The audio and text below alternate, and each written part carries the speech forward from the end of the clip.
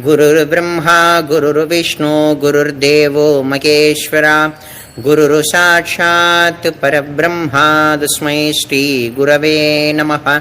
ध्यानमूलं गुरुर्मूर्ति पूजामूलं गुरुर्पादं मन्त्रमूलं गुरुर्वाक्यं मोक्षमूलं गुरुर्कृपा। அருட்பெருஞ்சோதி அருட்பெரும் ஜோதி தனிப்பெரும் கருணை அருட்பெரும் ஜோதி அருட்பெரும் ஜோதி அருட்பெரும் ஜோதி தனிப்பெரும் கருணை அருட்பெரும் ஜோதி. தென்னாட்டுடைய சிவனே போற்றி, எந்நாட்டவர்க்கும் என் இறைவா போற்றி போற்றி. குருநாதருடைய பரம கருணையினால ரொம்ப முக்கியமான விஷயம், நிறைய பாபாவோட பக்தர்கள் என்கிட்ட ரொம்ப நாளாக கேட்டுக்கிட்டு இருந்த விஷயம், இது எப்படிடா பேசுறது, பேசினாலும் பிரச்சனை பேசலனாலும் பிரச்சனை அப்படின்ற மாதிரி இருக்கக்கூடிய ஒரு சப்ஜெக்ட் இது. ஆனாலும் பேசாமல் இருக்க முடியாது. ஏன்னா புரிதல் அப்படின்றது ஒன்று எல்லாருக்குமே வேணும், எனக்கும் வேணும். சொல்றதுனால எனக்கு அறிவு இருக்குங்கிறத காட்டிலும் சொல்லிட முடியாது. கற்றது கையளவு கல்லாதது உலகளவு அப்படின்ற மாதிரி பெரியோர்கள் சொல்வாங்க இல்லையா. எனக்கு என்ன தெரியுதோ இந்த விஷயத்துல, பாபாவுடைய பக்தர்கள் மாமிசம் உண்ணலாமா உண்ணக்கூடாதா, பாபா மாமிசம் சாப்பிட்றத பக்தர்களுக்கு தூண்டி விட்டாரா, மாமிசத்தை பத்தின பாபாவுடைய லீலா வினோதங்கள் என்ன என்ன, இதெல்லாம் நிறைய நூல்கள்லேருந்து அடியன் இப்போ ஒன்று திரட்டியிருக்கேன். நிறைய நூல்கள்லேருந்து இப்போ அடியன் ஒன்று தட்டியிருக்கேன். அதெல்லாம் பார்க்கும்போது ஆச்சரியமாக இருக்கு. அது எல்லாத்தையுமே இந்த பதிவில் அடியன் பதிவு செய்ய போகிறேன். பொதுவாக சைவத்தில் சிவபுராணத்தில் ஒரு வரி வரும், அடிக்கடி இதை நான் சொல்லிட்டு இருக்கேன். புல்லாய் பூடாய் புழுவாய் மரமாய் பல்விருகமாய் பறவையாய் பாம்பாய் கல்லாய் மனிதராய் பேயாய் கணங்களாய் வல்லுசுரராகி முனிவராய் தேவராய் செல்லானென்ற இத்தாவர சங்கமத்துள் எல்லா பிறவிகளையும் பிறைத்தலைத்தேன் எம்பெருமான், மெய்யேன் என் பொன்னடிகள் கண்டு இன்று ஊடுற்றேன் அப்படின்னு ஒரு வரிவர்.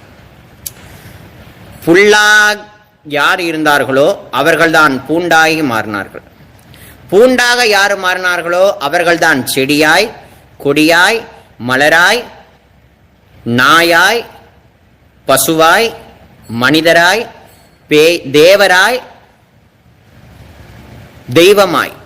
அப்ப இதுலேருந்து என்ன புரியுது அப்படின்னா, இந்த மனுஷ ஜென்மா ரொம்ப ரேர் அப்படின்றது உங்க எல்லாருக்கும் தெரியும். நான் ஒரு சத்சங்கத்திலையும் உங்களுக்காக அடியன் சொல்றனோ இல்லையோ, எனக்கு நானே சொல்லிக்கிறேன். ஏன்னா அடியனும் முன்னேறணும் அப்படின்ற எண்ணம் இருக்கு. அப்படின்னா இதை பேச பேசதான் நம்ம அப்படி பேசணுமே, அப்படி இருக்கோமா அப்படின்ற ஒரு எண்ணம் எனக்குள்ள வரும். தன்னையே அறியாம இந்த பாதையில போனாலும் நம்ம அன்னைக்கு அப்படி பேசணுமே, ஆனா நம்ம இப்படி இருக்கோமா அப்படின்றது கரெக்டா புரிய வரும். அதுக்காகவே தான் சுவாமியை பத்தின விஷயங்கள் எல்லாம் பேசிக்கிட்டே இருக்கிறது. தெய்வத்தை பத்தி விஷயங்கள், மகான்களை பத்தின விஷயங்களை பேச பேசத்தான் ஒரு நல்ல அறிவு உண்டாகும். இந்த ஆறாவது அறிவுன்னு சொல்லுவாங்க இல்லையா, அதுக்கு வேலை வரும்.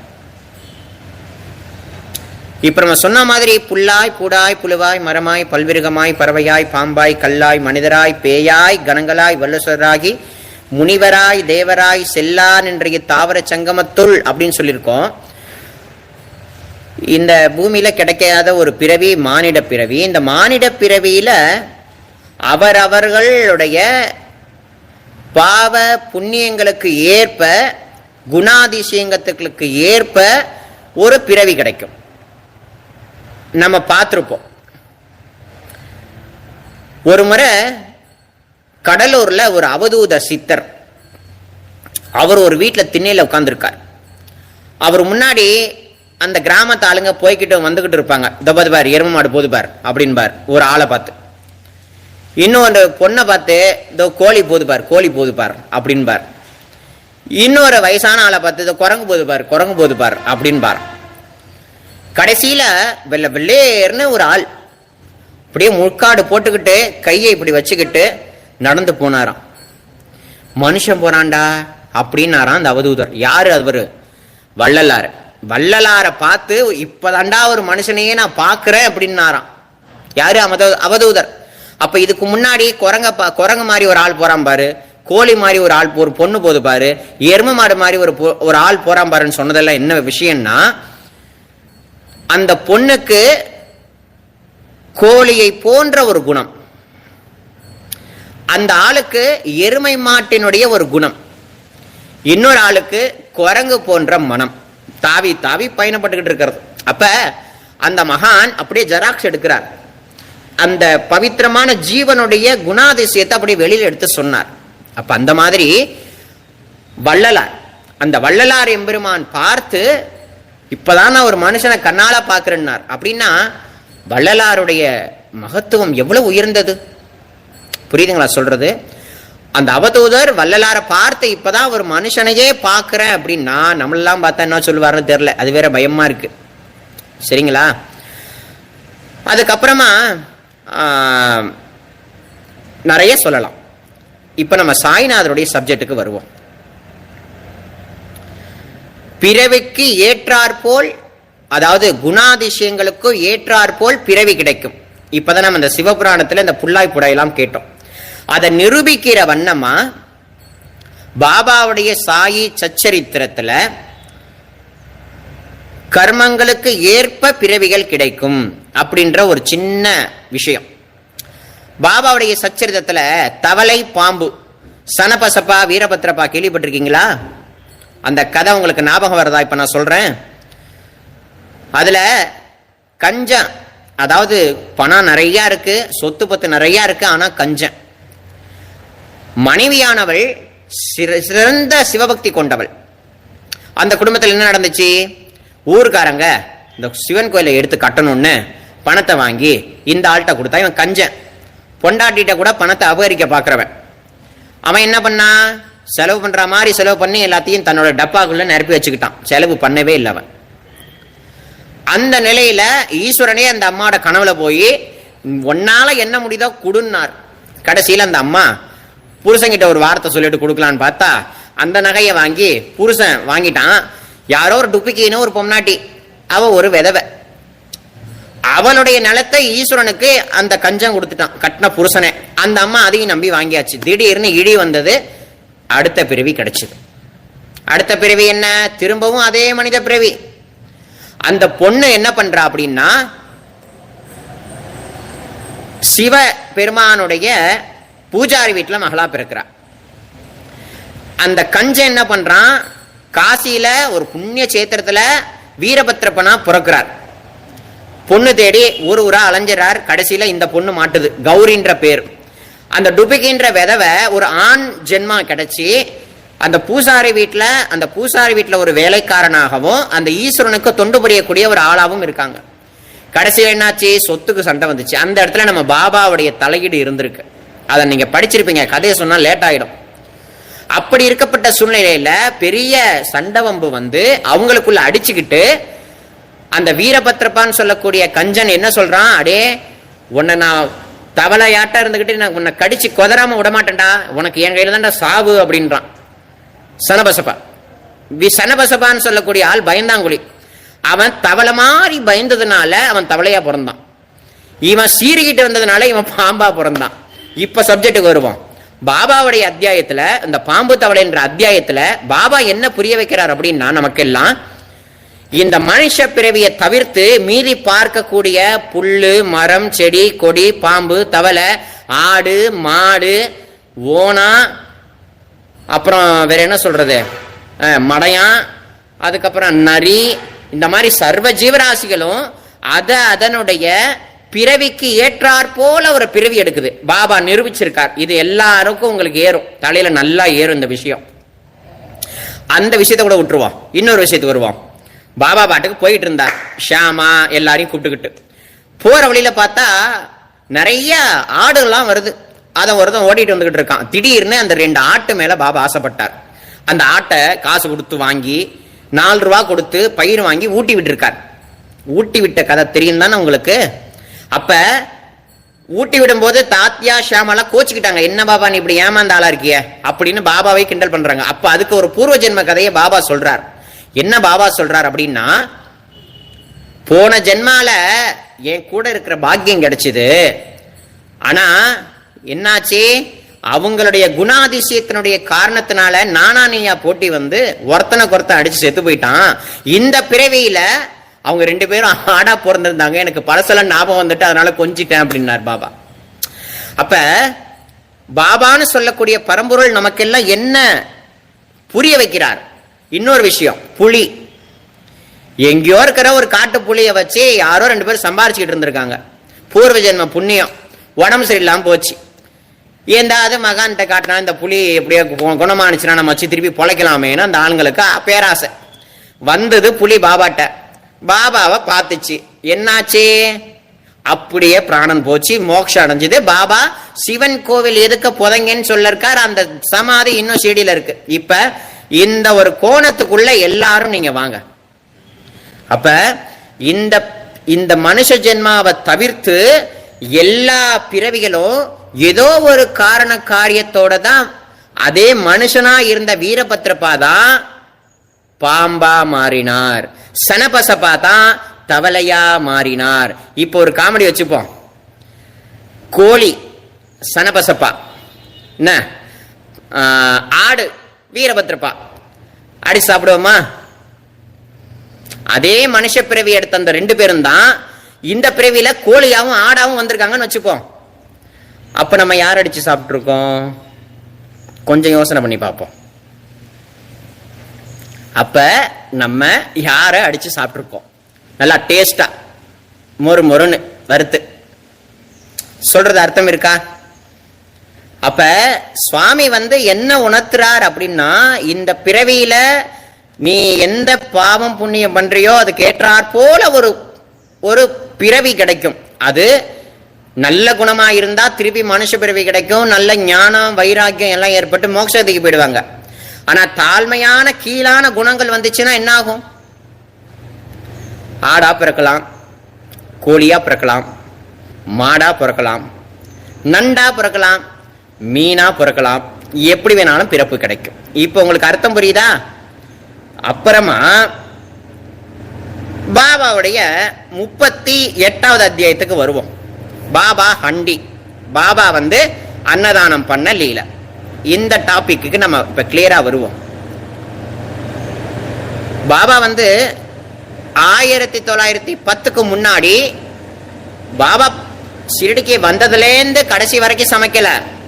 ஏதோ ஒரு லீல பண்றதுக்காக பாபாவே சமைச்சிருக்கார்.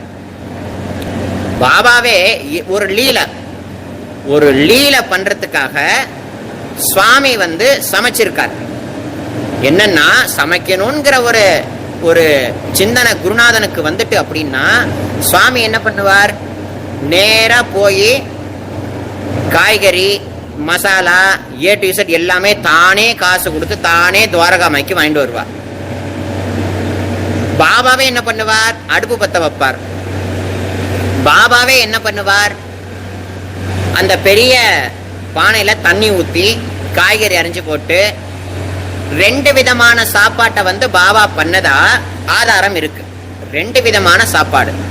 ஒண்ணு என்னன்னா, மிட்டா சாவல் அப்படின்னு சொல்லக்கூடிய சர்க்கரை பொங்கல் பாபா பண்ணி எல்லாருக்கும் கொடுத்திருக்கார். 2வது விதமான உணவு புலாவ் அப்படின்னு சொல்லக்கூடிய மாமிசத்தின் கூட ஒரு உணவு. புலாவ் அப்படின்னு சொல்லக்கூடிய ஒரு மாமிசத்தின் ஆனால ஒரு உணவு. இந்த 2 விதமான உணவை 2 விதமான பாத்திரத்துல பாபா உருவாக்குவார். அதெல்லாம் படிச்சிருக்கோம். நம்ம சச்சரிதான் விடாம படிச்சுக்கிட்டே இருக்கோம். அப்படி 2 விதமான உணவுகளை குருநாதர் அழகா சமைச்சார். சமைச்சதுக்கு அப்புறமா என்ன பண்ணார் பாபான்னா, அதுலேருந்து 2 கவலம் ஒரு தட்டுல போட்டு தாத்தியா பாட்டிலுக்கும் மகள் சால்பதிக்கும் கொடுத்ததுக்கு அப்புறமா அதை நிம்பாருக்கு முன்னாடி நைவேத்தியம்லாம் பாபா பண்ணியிருக்கார்.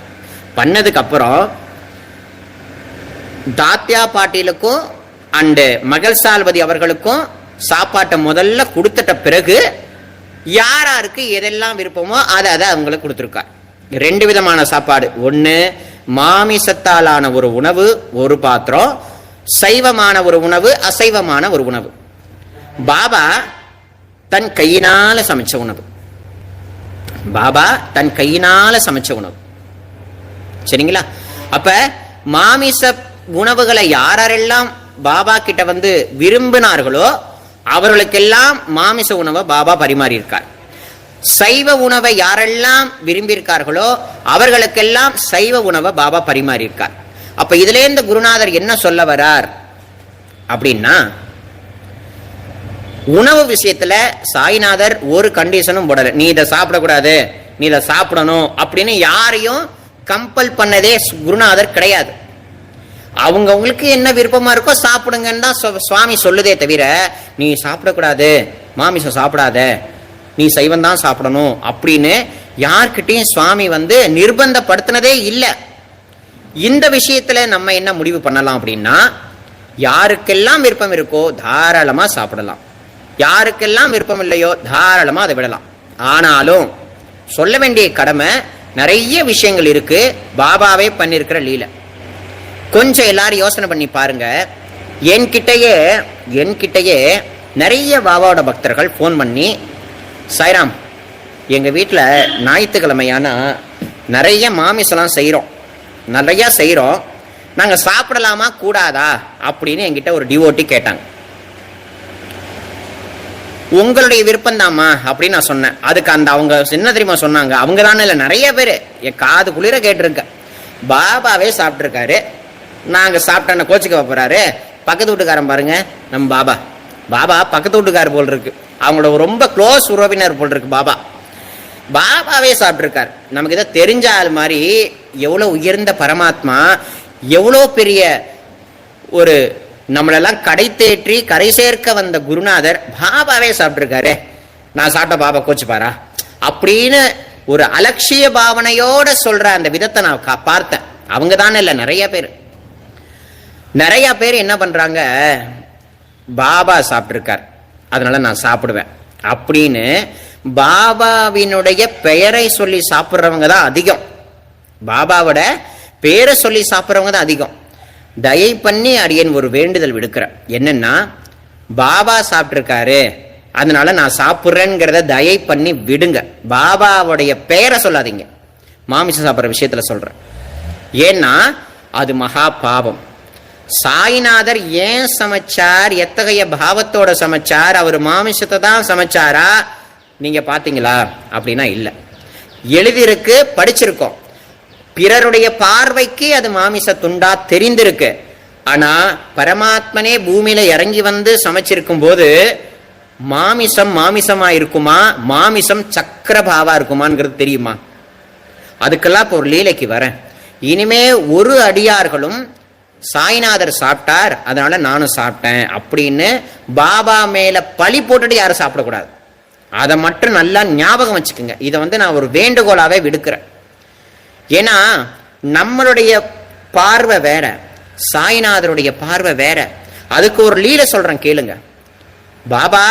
பாபாவினுடைய பெயரை சொல்லி பாபா சாப்பிட்டிருக்கார் நான் சாப்பிட்றேன்ங்கிற அந்த ஒரு எண்ணத்தை மட்டும் மனதிலேருந்து தயை பண்ணி அறுத்துருங்க. உங்களுக்கு பிடிச்சிருக்கா நீங்க சாப்பிடுங்க, உங்களுக்கு பிடிச்சிருக்குன்னா நீங்க தாராளமா சாப்பிடுங்க.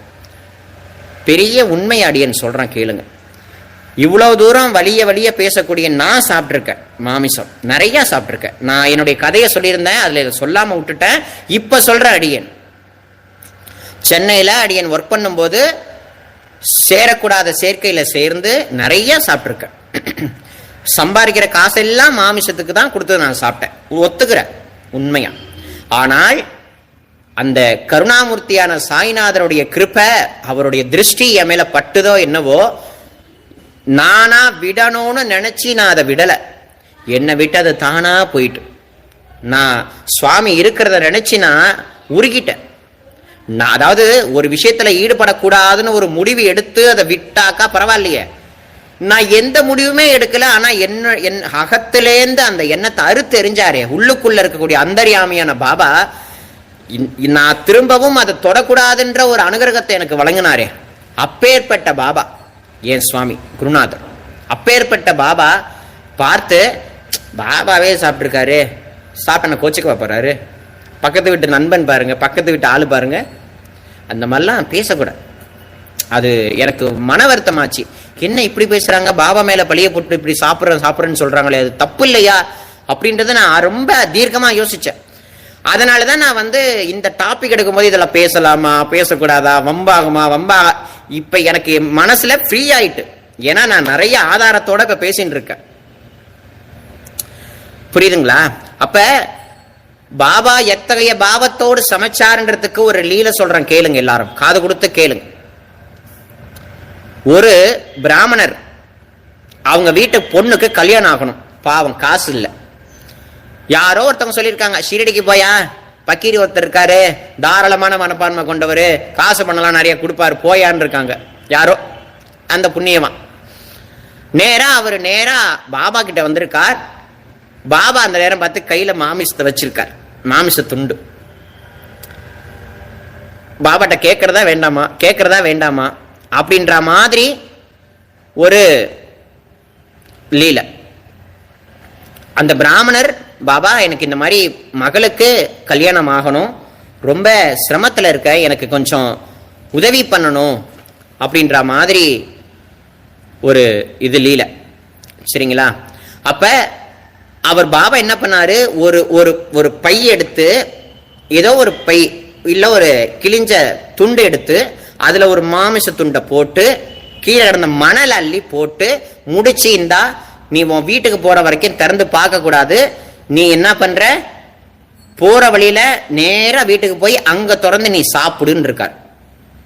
அங்க திறந்து நீங்க சாப்பிடு அப்படின்ற மாதிரி சொல்லியிருக்கார். சாப்பிடுன்னு சொல்லியிருக்காரு. ஏதோ ஒண்ணுதான். பாபா என்ன வச்சு கொடுத்தாருன்னு அவருக்கு தெரியாது.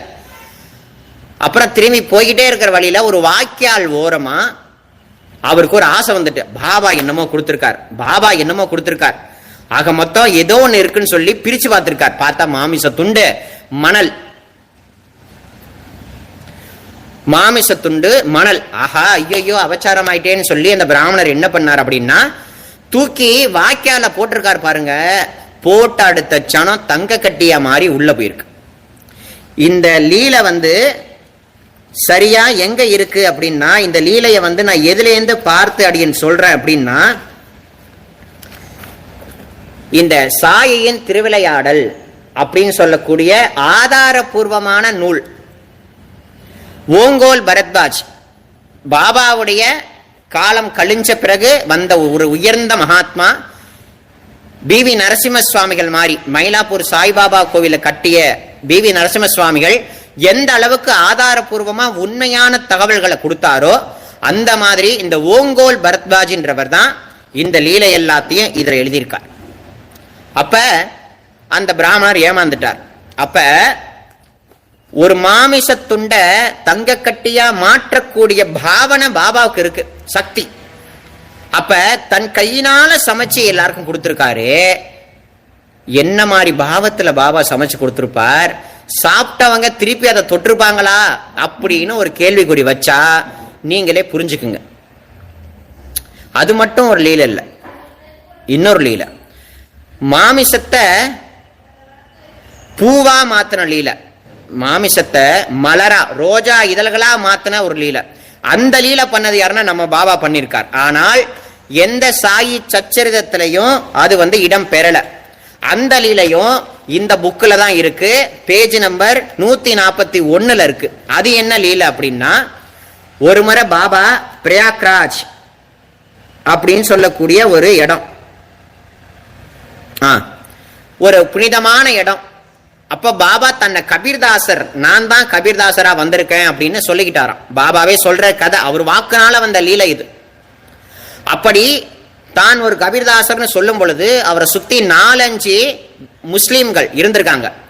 மாமிச துண்டு நிறைய வாங்கியிருக்காங்க. அப்படி வாங்கும் பொழுது அந்த பாபான்னு சொல்லக்கூடிய கபீர்தாஸ் நம்ம பாபான்னு சொல்லக்கூடிய கபீர்தாஸ்க்கு ஊட்டி வரத்துக்கு முயற்சி பண்ணியிருக்காங்க. பாபா வந்து நான் சாப்பிட மாட்டேன் அப்படின்னு சொல்லியிருக்கார்.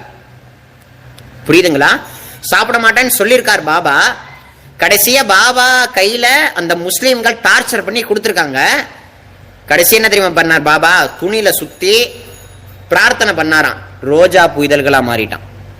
ரோஜா பூ இதழ்களா மாறி இருக்கு அந்த மாமிச துண்டுகள். அப்ப என்ன மாதிரி ஒரு பாவனை, என்ன மாதிரி ஒரு சக்தி புரிஞ்சுக்க முடியுமா? பாபாவோட லீலையை அறிஞ்சிக்க முடியுமா? இன்னைக்கு ஏதோ எடுத்தோம் கவுத்தோன்னு பாபாவோட லீலைகளை படிச்சுவிட்டு பாபா வந்து மாமிசம் சாப்பிட்டாரு அதனால நானும் சாப்பிட்றேன்னு சொல்லிக்கலாமா? நல்ல விஷயமா அது? சுவாமி தெய்வமே கீழிறங்கி வந்து தன் கையினால அந்த காலத்துக்கு ஏற்பட்டார் போலதான் சுவாமி அவதாரம் பண்ண முடியும், வேற வழி இல்லையே. சுவாமி ஒரு செடின்ற சேத்திரத்துல இருக்கணும்னு முடிவு பண்ணி வந்தார். அந்த ஊர்ல இருக்கக்கூடிய மக்களுக்கு தகுந்த மாதிரி தானே வாழ முடியும். அப்ப அந்த ஊர் மக்களுக்கு ஏற்றார் போலதான லீலையும் புரிய முடியும். அதனால புரிஞ்சார் பாபா அந்த லீலைய. மாமிசம் சமைக்கிறதெல்லாம் ஒரு லீலையா பாபா பண்ணார். தீட்சிதையா சச்சரத்துல படிச்சிருப்போம். தீட்சிதையாக்கு ஒரு சோதனை வந்துச்சு. என்னன்னா ஆடு வெட்டும் கதை கேள்விப்பட்டிருப்பீங்க. ஒரு வயசான ஆடு பாவம் பாபாட்ட வந்திருக்கு. கத்தி எடு ஷியாமா, வெட்டு மோட்சம் கொடுக்கணும்னாரு. ஷியாமா ஓடி போயிட்டார்.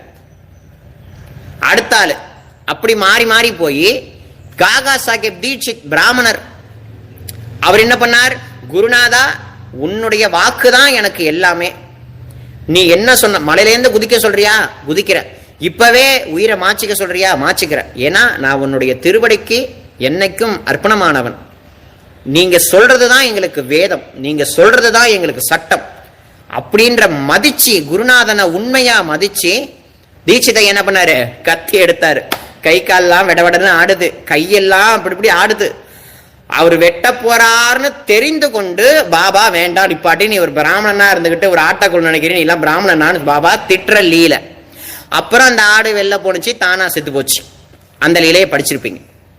அப்ப ஒரு ஆட்டை கொண்டு பாபா என்ன பண்ணார்? தன் பக்தர்களை சோதனைப்படுத்தினார், சோதனை படுத்தியிருக்கார். இதே மாதிரி தாதா கேல்கர் தூய்மையான பிராமணர், அவர் கையில பாபா காசு கொடுத்து நீ போய் மாமிசம் வாங்கிட்டு வாயா அப்படின்னு இருக்கார். கொஞ்சம் கூட யோசிக்கலங்க. அவரு குருநாதனுடைய வாக்க நம்பி கிளம்பி இருக்கார். கிளம்பி பாபாட சொல்லிட்டு போலான்னு வந்திருக்கார். நீ போவாத, நான் வேற ஆளை அனுப்புறேன்னு சொல்லி வேலை ஆளை விட்டு வாங்கியிருக்கார் பாபா. சொல்றது புரியுதுங்களா? அப்ப அந்த மாதிரிலாம் பாபா வந்து ஒரு லீலை பண்ணியிருக்கார். அப்படின்னா சுவாமி என்ன மாதிரி ஒரு பாவனையில இருக்காரு, அவர் என்ன பண்றாருங்கிறதுக்கு அர்த்தத்தை நம்மளால சொல்ல முடியுமானா முடியாது. அர்த்தம் சொல்ல முடியுமா? ஒரு குழந்தையை காப்பாத்துறதுக்கு இதே கையை எரிச்சுக்கிட்டவர் சமைக்கும் போது இந்த கையால என்ன பண்றாரு? கிளறாரு சாப்பாட்டை. என்னன்னு புரிஞ்சுக்க முடியும்?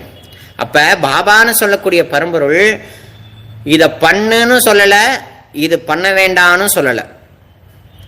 புரியுதுங்களா? இதை நீ பண்ணுன்னு சொல்லல, இதை பண்ண வேண்டான்னு சொல்லல. சுவாமி உன்னுடைய மனம் போற போக்குக்கு நீ பால், உன்கிட்டேந்து அது எப்ப எடுக்கணுமோ அந்த தெய்வமே பார்த்து எடுக்கும்.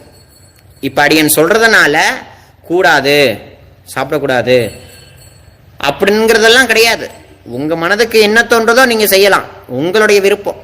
ஆனா சாய்நாதருடைய பெயரை பயன்படுத்தி அவரே சாப்பிட்டிருக்கார், அதனால நான் சாப்பிட்றேன்னு மட்டும் தயவு பண்ணி அந்த எண்ணத்துக்கு வராதிங்க. உங்களுக்கு பிடிச்சிருக்கா நீங்க சாப்பிடு, உங்க விருப்பம். இப்ப நானும் அப்படித்தானே இருந்தேன், நிறைய சாப்பிட்டோம். என்னையே அறியாம எனக்குள்ள புகுந்து அந்த எண்ணத்தையே வேறு அறுத்தாரே, அந்த மாதிரி அறுப்பார். அந்த மாதிரி பிரார்த்தனை பண்ணுங்க. பிடிக்கலன்னா ஒதுங்க முடியாது, அதுல விட்டு வாசனை விடாது, பிடிச்சி இழுத்துறோம். அது அந்த மாதிரி ஒரு மோகம், அந்த மாதிரி ஒரு மோகம். புரியுதுங்களா? அதை காட்டிலும் ஒரு லீலை ஒன்று சொல்றேன் கேளுங்க, ரொம்ப ஆச்சரியமான லீலை. தன்னுடைய பக்தர்கள் தன்னுடைய சிஷ்யர்களுக்கு ஒரு குரு சோதனை வச்சார். என்ன சோதனை அப்படின்னா, ஒரு நாய், அந்த நாய் இறந்துருச்சு. இறந்து அழுகக்கூடிய ஒரு நிலையில கடந்திருக்கு ஒரு இடத்துல. அந்த வழியா வந்த குரு 10 சீடர்களை பார்த்து, அடே அதை இறந்து போய் கிடக்க நாயி, அந்த நாயினுடைய மாமிசத்தை போய் சாப்பிடுங்க. யாரு சாப்பிடுறா அப்படின்னு உடனே 10 பேர்ல 9 பேர் ஓடிட்டான், ஒருத்தன் தான் மிச்சம். அவனை வந்து ஏண்டா அவனுக்கெல்லாம் ஓட்டான், நீ ஏன் ஓடல? குருநாதா தீட்சிதையா மாதிரி உங்களுக்கே கத்தின்னு வந்திருக்க, நீங்க தான் அனுகிரகம் பண்ணணும்னு சொல்லி நேரா போனா, இறந்து போன நாய் நாத்தம் தாங்கல, அப்படிப்பட்ட நாயினுடைய மாமிசத்தை எடுத்து அவன் பாட்டுக்கு சாப்பிடுறான்.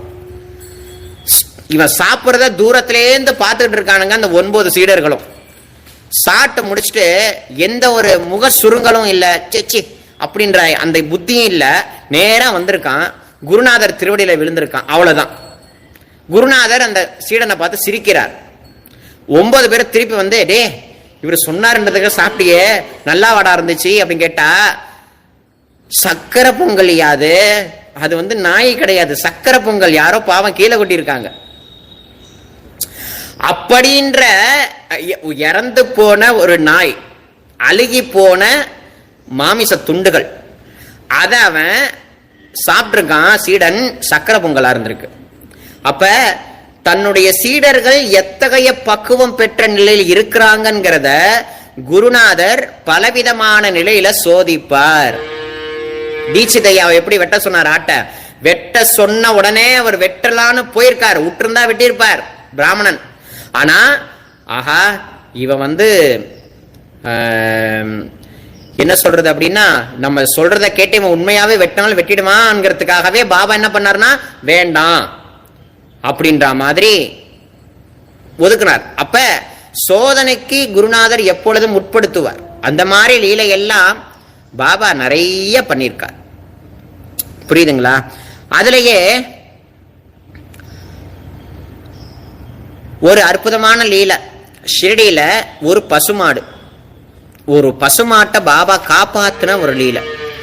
இதெல்லாம் எதுக்கு சொல்றோம் அப்படின்னா, சாய்நாதருடைய செயல்பாடுகள் எதுவுமே மனுஷ புத்திக்கு கொண்டது அல்ல, அது அனைத்திற்கும் அப்பாற்பட்டது. பாபா இப்ப சாப்பிட சொன்னார் அப்படின்னா சாப்பிட அவர் என்னைக்கு சொன்னதே இல்லை. விருப்பம் இருக்கா சாப்பிடு, விருப்பம் இல்லைன்னா வேண்டாம், அவ்வளவுதான். குருநாதர் எந்த கண்டிஷனும் சாப்பிடுறதுக்கு போடவே இல்லை. தன் வாக்குனால சாப்பிடாதீங்கன்னு சொல்லல, சாப்பிடுங்கன்னு சொல்லல. அவரு மேலோட்டமான நிலையில இருந்துட்டு போயிட்டார். அந்த காலத்தின் படி, அந்த காலத்துல அப்படி இருந்திருக்காங்க, அதுக்கேற்றார் மாதிரி குருநாதர் லீலை பண்ணியிருக்கார். புரியுதுங்களா? ஒரு பசுமாடு, ஒரு பெரியதான ஆள், ஷிரடியில ஒரு ஆள், அவர் வந்து அந்த சிவன் கோவிலுக்கு அந்த பசுமாட்டை தத்து கொடுத்துட்டார். அந்த பசுமாடை விட்டுருவாங்க, யார் வீட்டுல வேணாலும் மேயும், ஏன் யார் வீட்டு வயல்லையும் மேயும் அப்படின்ற மாதிரி விட்டாச்சு.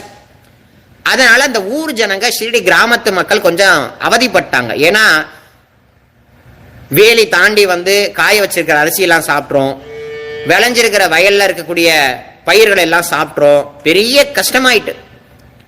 கடைசியில என்ன பண்ணாரு அப்படின்னா,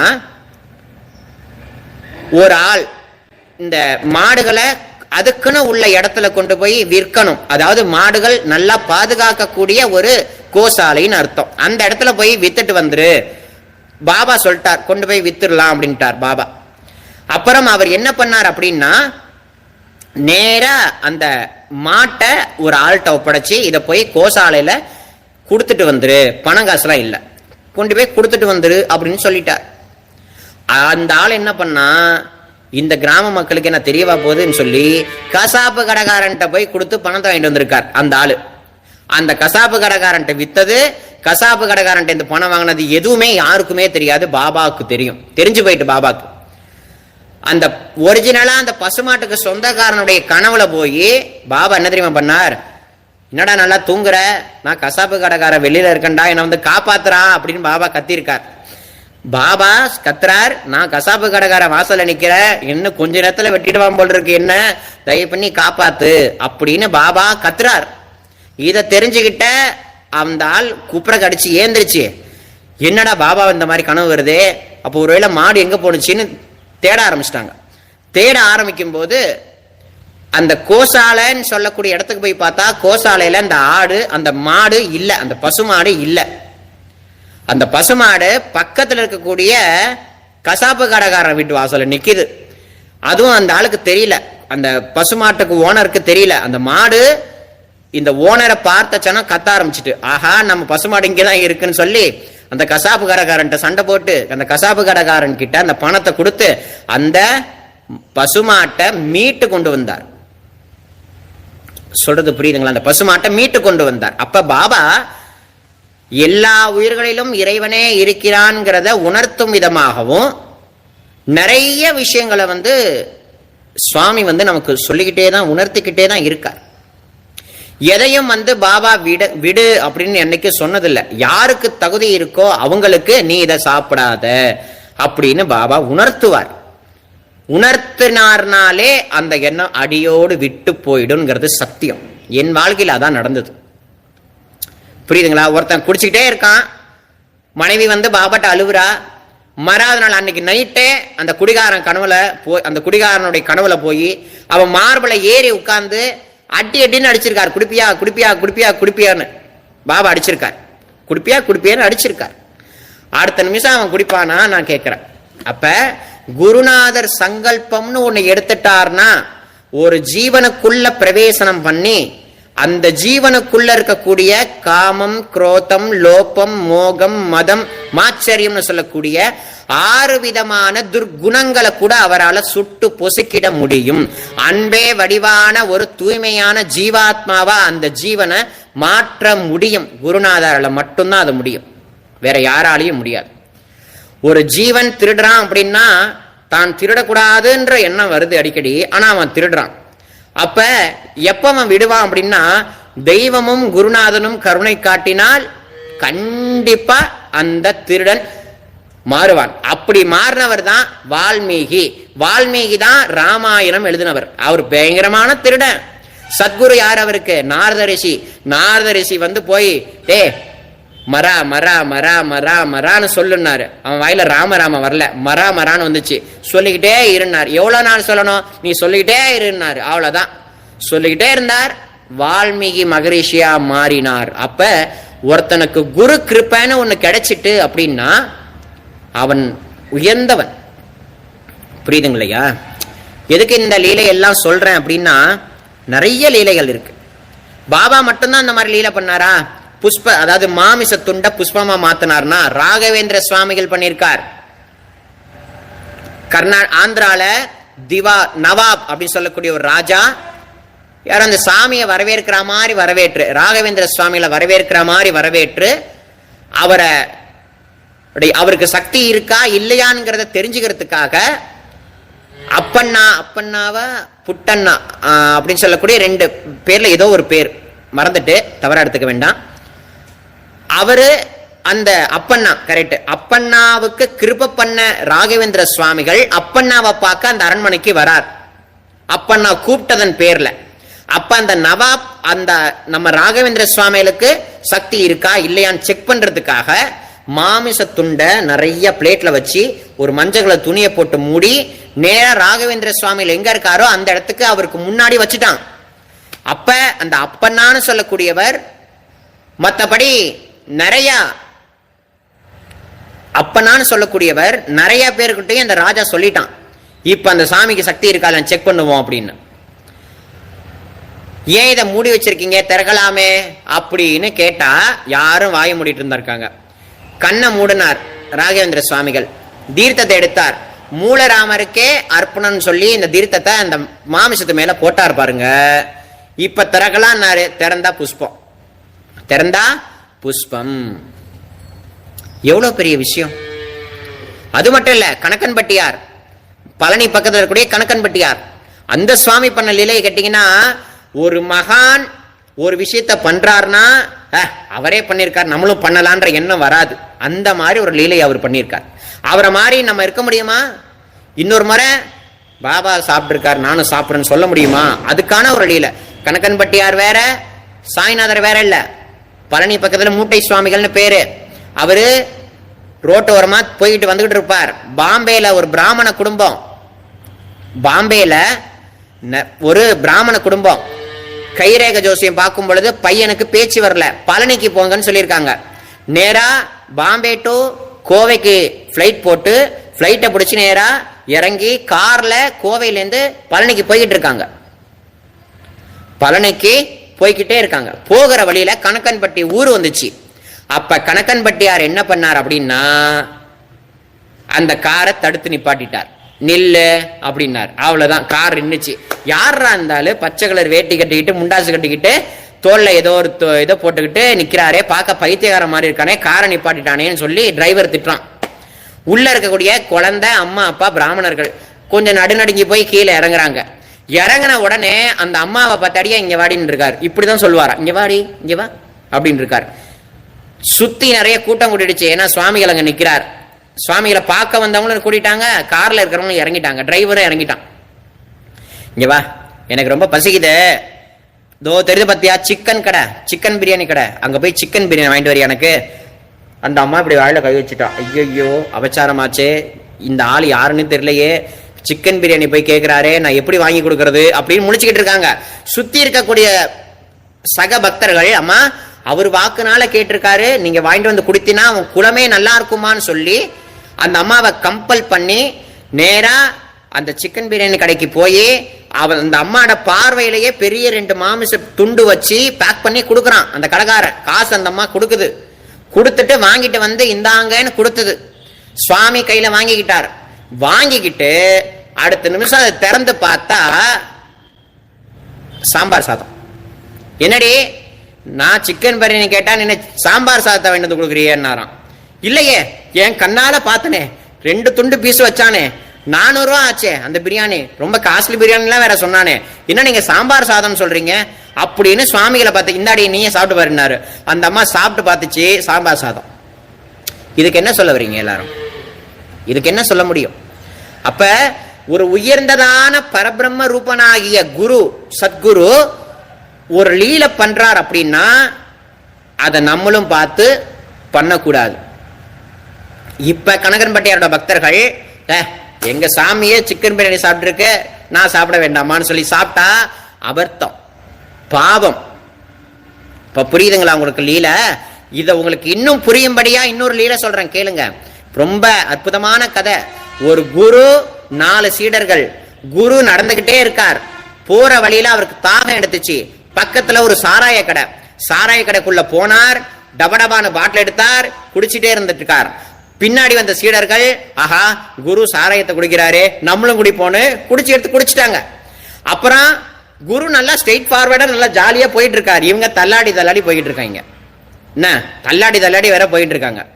அப்புறம் என்னாச்சு அப்படின்னா, குருநாதர் ஒரு கொள்கலன், அதாவது இந்த இரும்பெல்லாம் அடிப்பாங்கல்ல, அந்த இரும்ப உருக்கி அழகா அது ஒரு நீர் மாதிரி ஓடும் பாருங்களேன், அதை பார்த்துக்கிட்டே இருந்த குரு எடுத்து குடிச்சிட்டார். இதை பார்த்துக்கிட்ட அந்த சீடர்கள், ஆஹா என்னடா இது, குருநாதர் குடிச்சிட்டார், இதே அப்புறம் நம்ம குடிச்சா தொண்டை வெந்து விடுமே, செத்தே விடுமே நம்ம. குருநாதருக்கு ஒண்ணும் இல்ல, குருநாதர் சிரிச்ச முகத்தோட நிக்கிறார் கம்பீரமா. ஆனா சீடர்கள் பதறி போயிட்டாங்க. அப்ப குருநாதர் சொன்னார், நான் எதெல்லாம் பண்றனோ அதெல்லாம் நீங்க பண்ணக்கூடாதுன்னாராம். சொல்றது அர்த்தம் புரியுதா? இப்ப உங்களுக்கு புரியுதுங்களா? ஒரு குருநாதர் ஒரு லீலை பண்றார் அப்படின்னா அந்த லீலையை பார்த்துட்டு நம்மளும் அந்த மாதிரி பண்ணக்கூடாது. அலட்சியமாயிடும், பாபமாயிடும். சரிங்களா? ஒரு குருநாதர் கஜானன் மகாராஜ், பாபாவுடைய சமகாலத்து மகான் கஜானன் மகாராஜ், தத்தாத்திரனுடைய அவதாரி, சாக்கடை அள்ளி குடிப்பார். சாக்கடைய, ஓடக்கூடிய சாக்கடை, புழுவு அது இது மிதக்கும், மலமும் மிதக்கும். அந்த தண்ணியை எடுத்து குடிச்சுக்கிட்டே இருந்திருக்கார். அதை பார்த்த பல பேர், பாவம் தண்ணியில் தான் இந்த ஆளு, இந்த முடியாத மனுஷன் போயிட்டு சாக்கடை அள்ளி குடிக்கிறாரேன்னு பார்த்தா, நான் கங்கையை குடிச்சிட்டு இருந்தேன்டா, உன் பார்வைக்கு வேணா அது சாக்கடை, என் பார்வைக்கு இது கங்கா அப்படின்னாராம். இப்ப புரியுதுங்களா? பாபா சமைக்கிறார் அப்படின்னா எத்தகைய திருஷ்டி பார்வை கொண்டு அவர் சமைச்சிருப்பார். ஒருத்தருக்கு மாமிச பிண்டத்தை கொடுத்தா தங்க கட்டியா மாறிட்டு, பல பேர் சேர்ந்து பாபாவை டார்ச்சர் பண்ணிருக்காங்க. ஏதோ ஒரு பிறவியில பூவா மாத்தி விட்டார். அப்ப தன் பக்தர்களுக்கு சமைச்சு போட்டிருக்குது அந்த பரமாத்மா. சாப்பிட்ட அந்த ஜீவன்களுடைய ஹிருதயத்தில் இருக்கக்கூடிய அழுக்குகள் எல்லாம் போயிருக்குமா, போயிருக்காதா? நம்ம எப்படி தெரியுமா ஃபீல் பண்ணணும்? பாபா நீ இருக்கிற காலத்துல நாங்க இல்லாம போயிட்டோமே, உன் கையினால சமைச்ச சாப்பாட நாங்க சாப்பிடாம போயிட்டோமேன்னு அழுவணுங்க. அழுவணும். யாருக்காவது அந்த நினைப்பு வருதா? இல்லையே. கிருபானந்த வாரியார் அடிக்கடி ஒரு காமெடி பண்ணுவார். என்ன காமெடி பண்ணுவார் அப்படின்னா, சைவம் அசைவம் ரெண்டு பேரும் யார் எப்படி கண்டுபிடிக்கிறது அப்படின்னா, ஒரு ஆளு மாமிசம் சாப்பிட்றவன், முன்னாடி ஓட்டிக்கிட்டு போறவன் சைவம். ரெண்டு பேரும் போயிட்டு இருக்கும்போது ஒரு ஆடு நடு ரோட்டுக்கு வந்து ஏதோ ஒரு பெரிய வண்டி அடிச்சு இறந்து கிடக்கு, ரத்தம் சொட்டு சொட்ட ஓடிட்டு இருக்கு. பின்னாடி உட்கார்ந்து யோசிக்கிறான், ஆஹா இது இன்னைக்கு ஒரு பிடிக்கணும் இன்னைக்கு அப்படின்னு அவன் நினைக்கிறான். ஆனா முன்னாடி ஓட்டிட்டு போன சைவம் அவன் என்ன யோசிக்கிறானா, ஆஹா இந்த பகவானால படைக்கப்பட்ட ஒரு உயிர் போயிட்டே, அதுவும் ஏன் கண்ணு முன்னாடி போயிட்டேன்னு அந்த ஜீவனுக்கு பரமகதி கொடுங்க அப்படின்னு சொல்லி கிருப கொடு சுவாமின்னு பிரார்த்தனை பண்ணி அழுகுறானா. இப்ப ஒரு ஆடு இறந்து போயிருக்கு, ஒரு உயிரானது இறந்து போயிருக்கு. அதை பார்க்கும் போது அவன் சாப்பிடணும்னு அவன் நாக்கு ருசி தேடி இருக்கு. ஆனா இவ ஒரு உயிர் போயிட்டேன்னு அழுதுருக்கான். அப்ப அவனுக்கும் இவனுக்கும் என்ன மாதிரி ஒரு வித்தியாசம்? வள்ளலார் சுவாமி வள்ளலாருடைய விசேஷத்தை எடுத்துக்கிட்டீங்கன்னா, புலால் மறுத்தல், அதாவது புலால் யார் சாப்பிடுறார்களோ அவர்கள் நரகத்திற்கு செல்வார்கள் அவர் எழுதி வச்சிருக்கார். நிறைய உண்டு, அதெல்லாம் சொல்லணும்னா சொல்லிக்கிட்டே போலாம். திருவள்ளுவர் புலால் மறுத்தல்னு சொல்லி 10 அதிகாரமே எழுதியிருக்கார். 10 அதிகாரமே அவர் எழுதியிருக்கார். திருமந்திரத்துல திருமூலர் பெருமான், திருமூல நாயனார், அவர் கூட புலால் மறுத்தலை பத்தி எழுதியிருக்கார். நம்ம தமிழ்நாட்டில் பிறந்து வளர்ந்து இந்த தேசத்துக்கு பாடுபட்ட அருட்பெருஞ்சோதியான ஆண்டவர் யாரு? வள்ளலார், வள்ளல் பெருமான். அவர் புலாலுக்கு எதிர்ப்பா சண்டை போட்டிருக்கார். யாரையும் சாப்பிடக்கூடாதுன்னு தன்னுடைய வழிபாட்டு முறைகள்ல ஒரு வழியையே உருவாக்கி வச்சிருக்காரு. இன்னைக்கும் அவரை உண்மையா வழிபாடு செய்யறவங்க மாமிசத்தை தொட மாட்டாங்க. யாராவது மாமிசம் சாப்பிட்றாங்கன்னா அதை சாப்பிடக்கூடாதுன்னு அவருடைய குரு வள்ளலார் கொடுத்த பாடல்களை பாட சொல்லி உண்மையை புரிய வச்சு அவங்களுக்கு நல்வழி காட்டிக்கிட்டு இருக்காங்க. திருவள்ளுவர் 10 திருக்குறள் எழுதியிருக்கார். நம்ம வாயார நம்ம பிள்ளைங்களுக்கு திருக்குறள் சொல்லி கொடுக்கிறோம். ஆனா அதே குழந்தைங்களுக்கு மாமிசத்தை ஊட்டியும் விடுறோமே. என்னைக்காவது ஒரு குழந்தை திருவள்ளுவர் சாப்பிடக்கூடாதுன்னு சொல்லியிருக்கு, நீ ஏமா எனக்கு சாப்பிட ஊட்டி விடுறன்னு கேட்டா என்ன பதில் சொல்வீங்க? காலம் காலமா சாப்பிட்டுக்கிட்டு வந்தோம் அதனால அப்படின்னு சொல்வீங்களா? இல்ல நாக்கு ருசிக்காக சாப்பிட்றோம்னு சொல்வீங்களா? என்னன்னு சொல்ல முடியும்? சொல்ல முடியாது. அந்த மாதிரி நிறைய லீலைகள் உண்டு. சொல்லணும்னா சொல்லிட்டே போலாம் சாய்ராம். நம்ம கொஞ்சம் ஆழமா சிந்திப்போம். பாபாவுடைய சப்ஜெக்ட்ல பாபா சொல்றது, உனக்கு பிடிச்சா சாப்பிடு, பிடிக்கலன்னா விடு அப்படின்னு பாபா காமனா இருந்துட்டார்.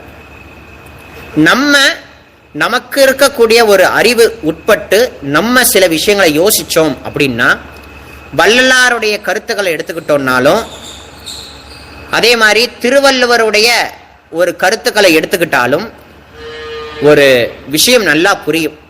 நம்மளுடைய உடம்புல ஒரு இடத்துல ஆக்சிடென்ட் ஆகி இந்த இடத்துல அப்படியே ஒரு இடத்துல கீழே இருக்கு, இந்த இடம் ஃபுல்லா ரத்தம் சதையுமா இருக்கு அப்படின்னா பிறருக்கு அது என்ன மாதிரி இருக்கும்னா அருவருப்பா இருக்கும். இன்னைக்கும் பல பேர் வீடுகள்ல வயதானவர்கள் இருப்பாங்க, உடம்புல புண்ணு விழுந்துரும், புழு பிடிச்சிக்கும். எங்க அப்பாக்கெல்லாம் புழு பிடிச்சிது, நான் என் கையால எங்க அப்பாவுக்கு சுத்தம் பண்ணேன், அருவருப்பே படலை. அப்படி ஒரு சேவை. சொல்றது புரியுதுங்களா?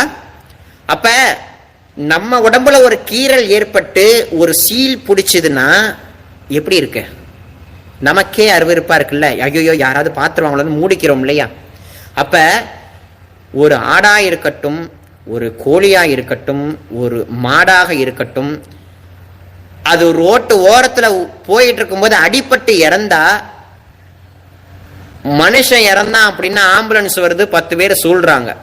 ஆனா அதே ரோட்டுல எல்லா உயிர்களுக்குள்ளும் இறைவன் தான் இருக்கிறார்னு சொல்லக்கூடிய இந்த உலகத்துல அன்பே சிவமாகிய ஈஸ்வரன் பஞ்சமகா பூதங்களாகவும் மனிதர்களாகவும் மற்ற ஜீவராசிகளும் இருக்கக்கூடிய இந்த பூமியில ஒரு ஆடு இறந்து போனாலும் ஒரு மாடு இறந்து போனாலும் இல்ல ஒரு கோழி இறந்து போனாலும் பரிதாபப்பட்டு கண்ணீர் வடிக்கக்கூடிய பக்தர்கள் எத்தனை பேர் இருக்கும்? பார்த்த உடனே அதை அடிச்சு சாப்பிடணுன்ற சிந்தனை வரவர்களுக்கு என்ன மாதிரி விதமான ஒரு குணம் இருக்கும்ன்றத கொஞ்சம் ஆழமா புரிஞ்சுக்கணும்.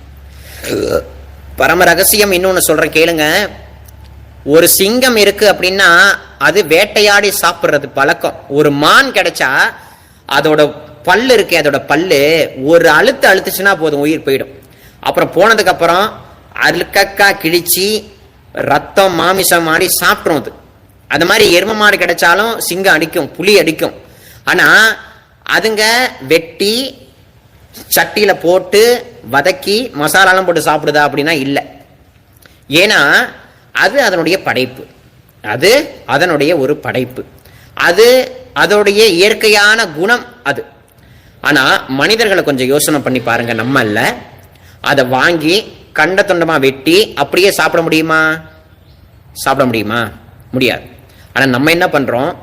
அடுப்பு மூட்டி வெங்காயம் தக்காளி பூண்டு நிறைய போட்டு அதை வேக வச்சு சாப்பிட்றோம். இப்ப புரியுதுங்களா உங்களுக்கு? அதுங்களுக்கு அந்த குணம், நமக்கு அந்த குணம். நமக்கு இந்த மாதிரி குணத்தை நம்மளுடைய முன்னோர்கள் உருவாக்கி விட்டாங்க. இப்ப பல பேருக்கு பல விஷயம் புரிஞ்சு விடக்கூடியவங்க தெய்வத்திட்ட பிரார்த்தனை பண்ணி இதை எப்படியாவது விடணும் சுவாமி அப்படின்னா ரொம்ப அற்புதம். சொல்றது புரியுதுங்களா? சாப்பிடக்கூடாதுன்னு நான் அடியேன்னு சொல்லல, சாப்பிடுங்கன்னு நான் சொல்லல. விருப்பம் இருக்கிறவங்க சாப்பிடுங்க. நான் நல்லா சாப்பிட்டேன், இவ்வளவு தூரம் வாயார பேசுறேன், நான் நல்லா சாப்பிட்டேன். ஆனா விடணும்னு நினைக்கல, என்னை விட்டு தானா அது போச்சு. குருநாதருடைய இந்த திருஷ்டி பார்வை இந்த ஜீவன் மேல பட்டதனால போயிட்டு. அந்த மாதிரி உங்களுக்கு பல பேர் சொல்றாங்க நான் எப்படியாவது விடணும்னு நினைக்கிறேன் சாய்ராம். அந்த ருசி என்ன இழுத்துருது. அந்த மாமிசத்துக்கு ருசி கிடையாது, மசாலாவுக்கு தான் ருசி. மசாலா தான் அந்த ருசி ஏற்படுத்துதே தவிர மாமிசத்துக்கு ஒண்ணுமே இல்லை. புரியுதுங்களா? மசாலா படுத்துற பாடுங்க, இந்த நாக்கு ருசி படுத்துற பாடுங்க, அது தானா நம்மளை விட்டு விலகி போகணும். அந்த மாதிரி குருநாதர்கிட்ட பிரார்த்தனை பண்ணலாம். இல்ல நீ என்ன சொன்னாலும் நான் சாப்பிட்டுதான் இருப்பேன்னா சாப்பிடுங்க, நான் வேண்டான்னு என்னைக்கும் தடுக்கவே இல்லை. என்னுடைய கடமை. நான் இவ்வளோ நாளா இந்த டாபிக்கை பத்தி பேசுறதா வேண்டாமான்னு கொஞ்சம் தயங்கி நின்ன. ஆனா சுவாமி பேச வச்சுட்டார். அடியன் பேசினதுல எந்த தவறான விஷயமும் கிடையவே கிடையாது. இந்த ஒருத்தர் ஐயா போடுறார் பாருங்க, வாடிய பயிரை கண்ட போதெல்லாம் வாடினேன் அப்படின்னு சொல்றார். ஒரு புல்லு வாடுனா வள்ளலாரால தாங்கிக்க முடியாதான். ஏன்னா இந்த இறைவனுடைய படைப்புல புல்லுக்கும் உயிருண்டு, எறும்புக்கும் உயிருண்டு, பாம்புக்கும் உயிருண்டு. எல்லா ஜீவராசிகளுக்குள்ளேயும் அந்தராத்மாவான ஈஸ்வரனே இருக்கிறான்றத வள்ளலார் பார்த்தார். அவருக்கும் நமக்கும் என்ன விஷயம்னா, நம்ம வீட்டுல இருக்கிறவங்களுக்குள்ள எந்த ஒரு அடிபாடும் ஏற்படக்கூடாது. எங்க வீட்டுல என் புருஷன் நல்லா இருக்கணும், பொண்டாட்டி நல்லா இருக்கணும், உற்றார் நல்லா இருக்கணும், இப்படிதான் நினைக்கிறோமே தவிர உலகத்து ஜீவராசிகள் அனைத்தும் நல்லா இருக்கணும்னு நினைக்கிறதே இல்லை. அதான் விஷயம். ஒரு புல்லு காஞ்சி போயிட்டா ஐயோ ஒரு புல்லு காஞ்சி போயிட்டே அப்படின்னு வள்ளலார் அழுவாராம். ராமானுஜர் ஒரு பக்கம் போயிட்டு இருக்கும் போது சின்ன குழந்தைங்க ஏதோ ஒரு மண்ணுல சின்ன உருவம் செஞ்சு விளாண்டுட்டு இருக்கு. ராமானுஜருடைய ஒரு திருவடி பட்டு அந்த லைட்டா அந்த இது உடஞ்சிட்டு உடனே அழ ஆரம்பிச்சிட்டாராம். அந்த குழந்தைங்க ஆசாசையா பண்ணி விளையாண்டாங்க. அது ஈஸ்வரனுடைய ஒரு சிருஷ்டி, ஆனா அது உடஞ்சு போயிட்டே அப்படின்னு அவர் அழுகுறார். ஒரு சாதாரணமான மண்ணிலால செய்யப்பட்ட ஒரு சின்ன உருவ பொம்மையை மிரிச்சிட்டோங்கிறதுக்காக அவர் அழுகுறார். அப்படின்னா மகான்களுடைய மனது எவ்வளவு மென்மையா இருக்கு. மகான்களுடைய மனதானது எவ்வளவு மென்மை, கருணை, இரக்கம் எப்படி இருக்கு பாருங்க. புரியுதுங்களா? இல்லையே ஒரு அம்மா கேட்குறாங்க பாருங்க, சாய்ராம் ஒரு கேள்வி, எனக்கு அசைவம் தேவையில்லை, ஆனால் வீட்டில் இருப்பவர்கள் என்ன கேட்டால் நான் என்ன செய்ய வேண்டும் சொல்லுங்க அப்படின்னா, நான் தான் சொல்லிட்டேனேம்மா, விருப்பம் இருந்தா சாப்பிடுங்க, விருப்பம் இல்லைன்னா வேண்டாம். அது அவங்கவுங்களுடைய மன பொறுத்தது, தனி மனித சுதந்திர கருத்தது. அதுக்குள்ள பிரவேசிக்க அடியன் விரும்பல. சாப்பிட்றதுக்கு விருப்பம் இருந்தா செஞ்சு கொடுங்க, ஒன்னும் தப்பே கிடையாது. யாருக்குள்ள தெய்வமும் குருநாதனும் புகுந்து அந்த எண்ணத்தை இந்த மாமிசம் சாப்பிட்றது தான் மகா பாவம்ங்கிறது இல்லை, யாரையாவது நல்லா இருக்கக்கூடாதுன்னு நினைக்கிறதே பாவம். புரியுதுங்களா? மாமிசம் சாப்பிட்றது பெரிய குற்றம் கிடையாது, பெரிய இது கிடையாது. ஆனால் அந்த குற்றத்தையும் ஒழிக்கக்கூடிய வல்லமை ஈஸ்வரனுக்கும் குருநாதனுக்கும் மட்டும்தான் உண்டு. திருப்பி கேட்குறா பாருங்க, நான் சமைச்சு கொடுத்தா எனக்கு பாவம் இல்லையா அப்படின்னு கேட்குறாங்க. அது அவர்களுடைய ஒரு விருப்பம். புரியுதுங்களா?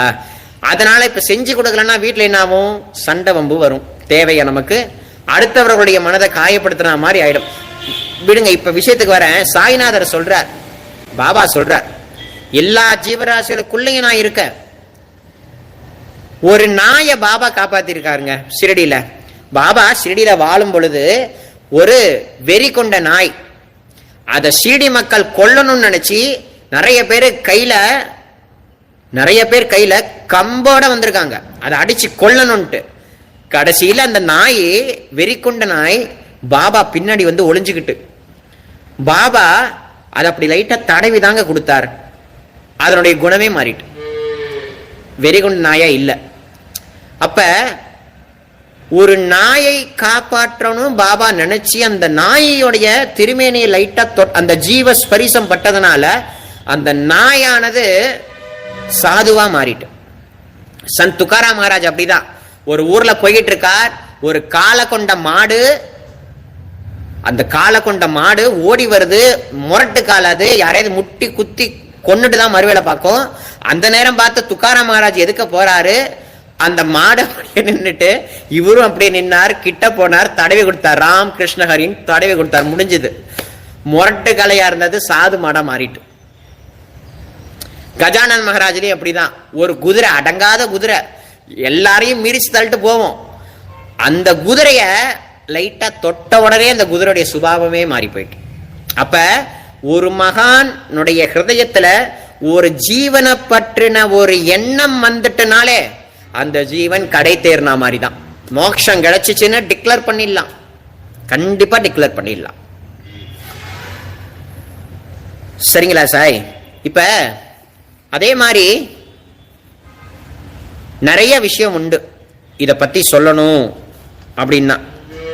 நான் எல்லாத்தையும் சில விஷயங்கள் எல்லாம் நான் நோட் பண்ணி வச்சுதான் பேசிட்டு இருக்கேன். ஏன்னா நோட் பண்ணாம எதையும் பேசக்கூடாது, வம்பு வந்துடும். ஏன்னா இந்த சாயின் திருவிளையாடல் அப்படின்னு சொல்லக்கூடிய புக்கில் தான் நிறைய இந்த மாமிச பத்திரம் எல்லாம் இருக்கு. இது ஆதாரபூர்வமான நூல்.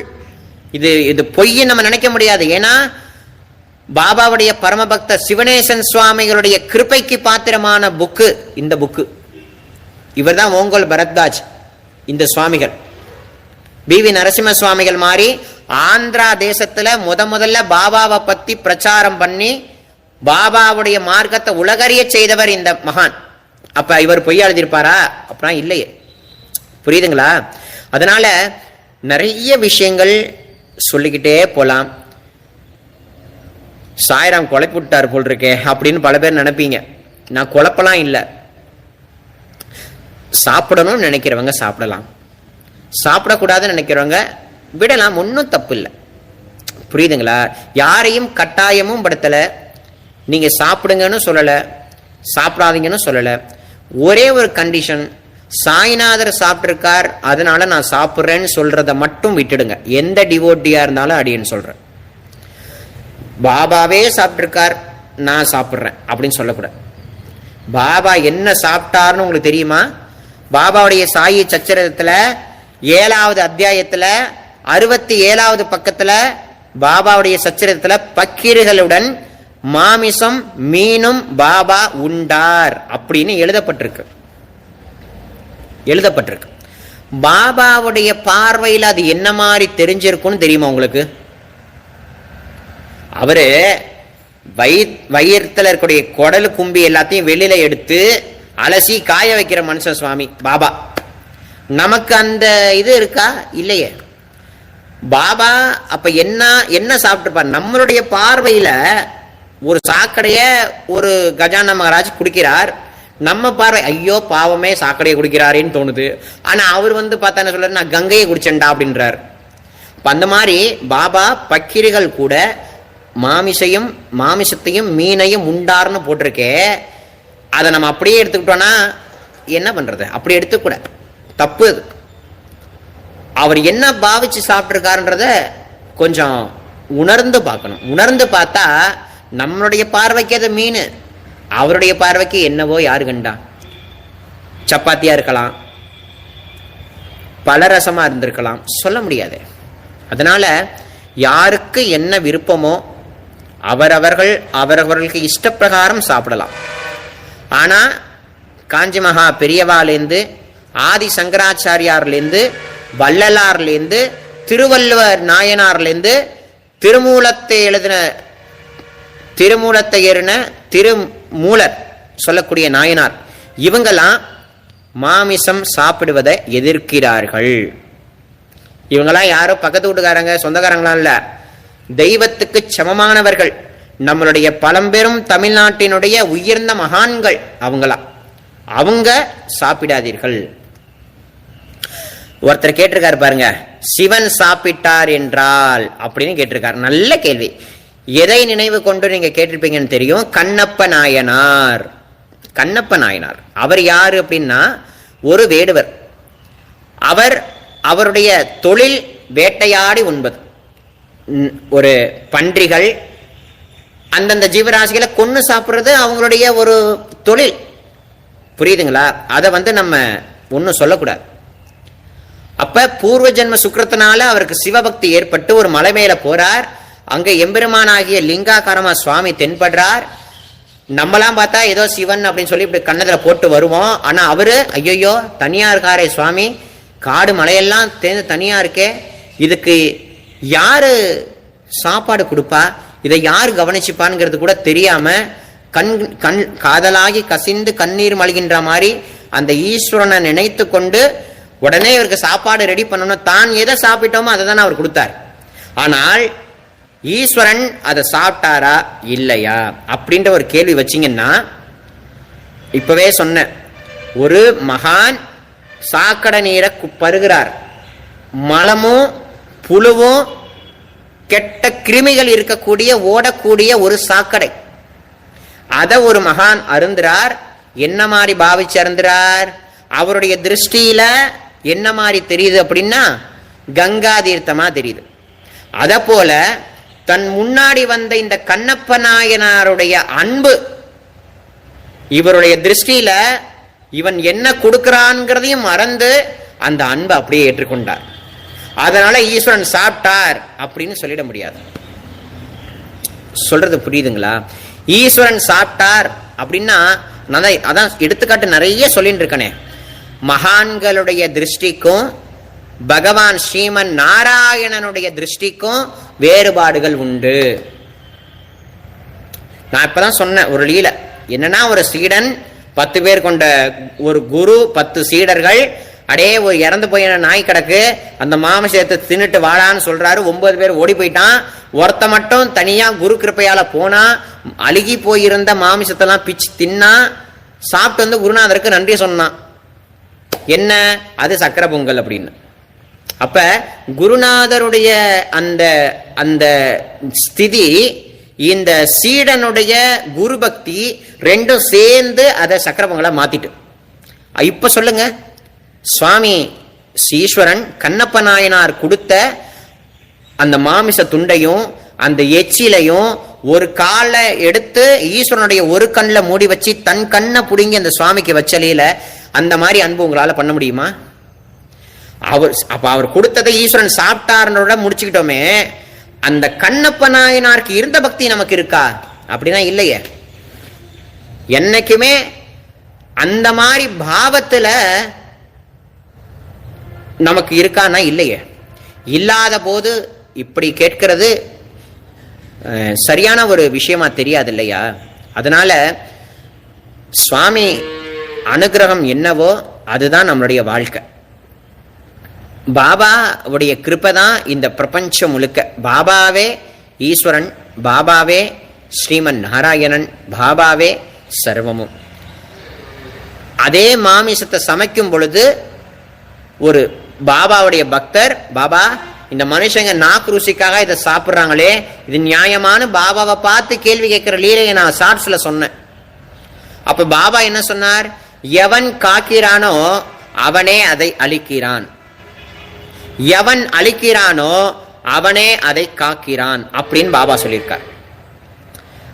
தெய்வத்துடைய சங்கல்பம் எல்லாமே எதையும் யாரையும் குற்றம் குறை சொல்லக்கூடாது.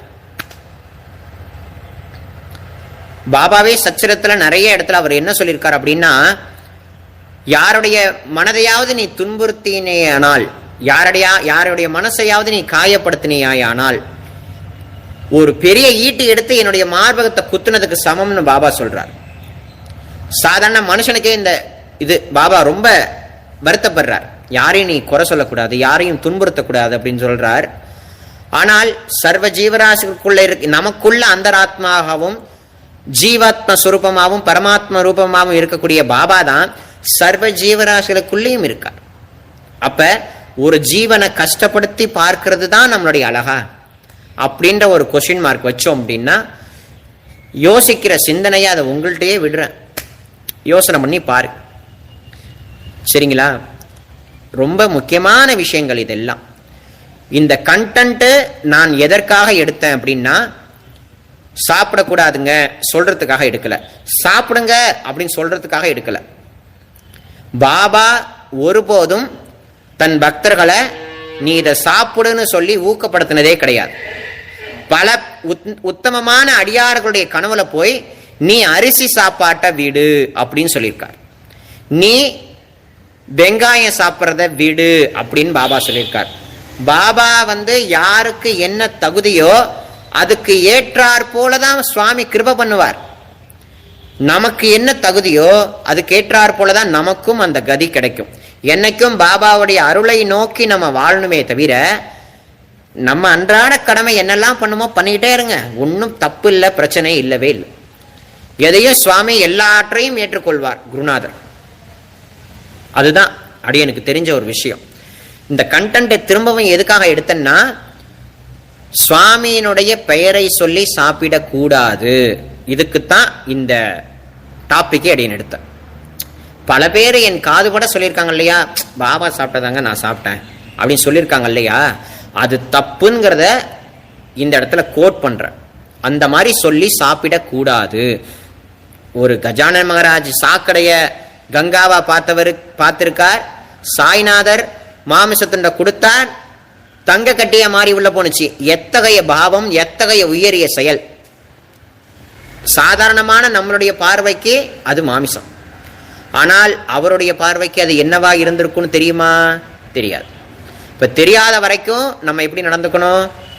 பவ்யமா இருந்துக்கணும் சுவாமி முன்னாடி. புரியுதுங்களா? அதனால சாய்நாதர் நமக்கு காட்டின வழி என்னவோ அதன்படி நம்ம பயணிக்கணும். திருவண்ணாமலையில சேஷாத்ரி சுவாமிகள்னு ஒரு சுவாமி, அவர் ரமணாசிரமம் முன்னாடி போயின்னு இருக்கார். அப்ப அவர் உயர்ந்த மகான் ஒருத்தர் அந்த வழியை கீழே இறங்கி வந்திருக்கார். அவர் தோல் மேல கை போட்டு இவர் என்ன சொல்லியிருக்காரு, அதோ தெரிது பத்தியா, அது என்ன சொல்லு அப்படின்னு இருக்கார். எரும மாடு சாமி அப்படின்னு இருக்காரு. அவர் போடா பிரம்மம்டா கடவுள்ராது அப்படின்னு இருக்கார். இன்னொரு ஆள் வந்தான், அவன் மேல தோல் கை போட்டு அதோ தெரிது பத்தியா, அது என்னடா அப்படின்னாராம். பிரம்மம்னாராம். டே எரும மாடுறாது அப்படின்னாராம். அப்ப பார்வை மாறுது பார்த்தீங்களா? சேஷாத்ரி சுவாமியுடைய பார்வைக்கு அது எரும மாடு அல்ல, சைத்தன்யம் கணனான ஆத்மஸ்வரூபமான அருணாச்சலமே பிரம்மம். ஆனா நம்மள மாதிரி பார்வைக்கு அது என்ன? எரும மாடு. அவ்வளவுதான். இப்ப புரியுதுங்களா வித்தியாசம் என்ன ஏதுன்றது? புரியுதுங்களா? நம்ம பார்க்கக்கூடிய பார்வை வேறு, மகான்கள் பார்க்கக்கூடிய பார்வை வேறு. நம்ம செய்யக்கூடிய செயல்கள் வேறு, மகான்களுடைய செயல்கள் அறிவுக்கு அப்பாற்பட்டது. அதையும் நம்மளுடைய செயலையும் ஒப்பிட்டு பார்த்து பாபாவே பண்ணிருக்கார் நானும் பண்றேன்னு பண்ணக்கூடாது. பாபா ஒரு கையில குழந்தைய விட்டு காப்பாத்தினார், காப்பாத்துங்க பாப்போம் யாராவது. புரியுதுங்களா? அப்ப மாமிசம் சாப்பிட்டுருக்காரு, சாப்பிடுறது நமக்கு எதெல்லாம் சாதகமோ அதை மட்டும் எடுத்துக்கிறோம் பாபா கிட்ட இருந்து. புரியுதுங்களா? பாபா கிட்ட இருந்து நமக்கெல்லாம் எது சாதகமோ அதை மட்டும் நம்ம எடுத்துக்கிறோமே, தப்பு இல்லையா? தப்பு தானே? இன்னொரு முறை நம்ம பாபாவுடைய பெயரை சொல்லி சாப்பிடுவோமா? சாப்பிடவே கூடாது.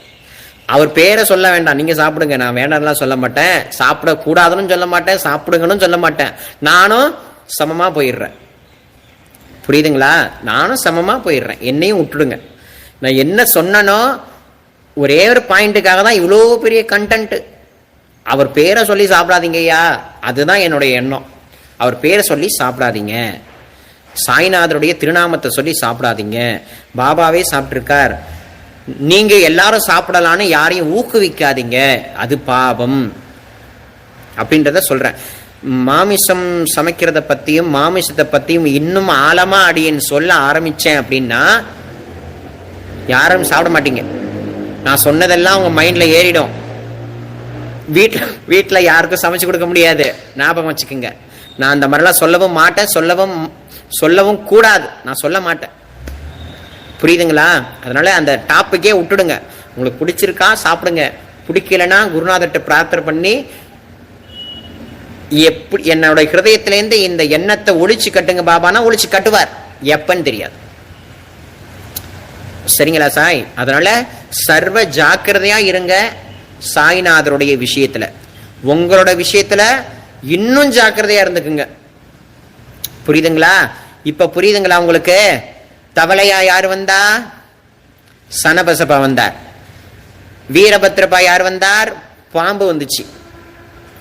பாபா கூட வாழ்ந்த 2 ஆண் ஜென்மா எடுத்தவங்க எங்க? ஆடுகளா பிறந்தாங்க. அப்ப இன்னைக்கு நம்ம பார்க்கக்கூடிய ஆடு மாடு கோழி சர்வ ஜீவராசிகளும் ஏதோ ஒரு பிறவியில மனுஷனா இருந்திருக்கு. யோசிங்க, ஏதோ ஒரு பிறவியில மனுஷனா இருந்திருக்கு. அப்ப இன்னைக்கு நம்ம மனுஷ பிறவியா இருக்கோம், நாளைக்கு நம்ம என்னவா மாற போறோம் அதை பத்தி யோசிங்க. நம்ம நாளைக்கு என்னவா பிறக்க போகிறோம் அதை பத்தி யோசிங்க, அதை பத்தி யோசிங்க. உணவுகள்ல 3 விதமான உணவுகள் இருக்கான். சாத்வீக உணவு, ராட்சச உணவு, தாமச உணவு. இந்த சத்வ ரஜஸ் தமஸ் இந்த 3 குணங்கள் இருக்கு பாத்தீங்களா? அந்த 3 குணங்களும் சாப்பாட்டை பொறுத்து தான் மாறும், சாப்பாட்டை பொறுத்து தான் மாறும். அது என்னென்ன மாதிரி உணவுகள்ன்றதெல்லாம் நம்ம அடுத்தடுத்த இதுல பார்ப்போம். அதெல்லாம் சொன்னா சாப்பிட முடியாது யாராலையும்.